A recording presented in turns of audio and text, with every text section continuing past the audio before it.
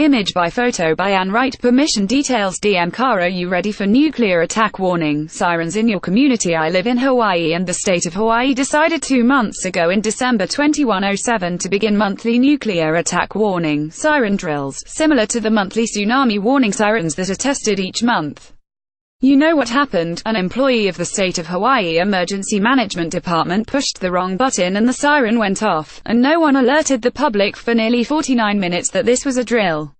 Cell phone alerts to everyone in the 808 area code flashed nuclear attack warning, take cover, and residents and tourists alike went into crisis mode.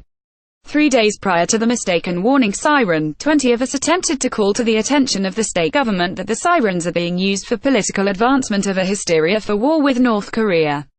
We do not believe the North Korean government is going to attack the United States, and that the nuclear sirens and duck and cover drills are purposeful and dangerous fear-mongering. The sirens heighten the anxiety and stress of impending conflict and devastation, make citizens afraid and, in their fear, accept whatever the government feeds them on how great threats to our nation are. Successive administrations have lied our country into wars, from Vietnam to Iraq.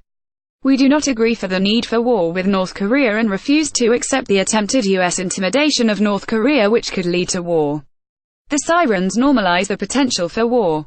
Certainly, if the U.S. initiates military action against North Korea, militarized Hawaii with its 4 major military bases on Oahu, the headquarters of the U.S. Military Pacific Command that covers half the world, the Army's 25th Infantry Division at Schofield Barracks, Marine Expeditionary Force at Kaneohe, Hickam Air Force Base and Pearl Harbor Navy Base, the huge NSA underground listening station near Wahiawa, the massive practice bombing area called Po'akua, on the Big Island in the Pacific Missile Range on Kauai would be a retaliatory target for North Korea and any other nation threatened by the United States.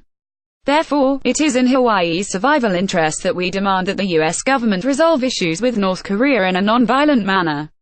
The national government in Washington, D.C. does not feel the need to have nuclear warning sirens, so why should Hawaii? One would think the politicians who make the decisions for war and the Pentagon would be bigger targets than Hawaii.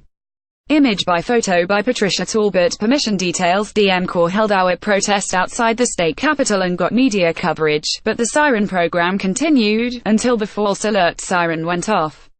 However, after the mistaken alert fiasco, the governor has suspended the siren warnings advertisement. As this was going on in Hawaii, I joined a 16-woman delegation from 5 countries who participated in a civil society roundtable held in Vancouver, British Columbia, Canada, sponsored by the Government of Canada, and in a public forum on security and stability on the Korean Peninsula in conjunction with a meeting of the foreign ministers of 20 countries of the US-led Korean Command.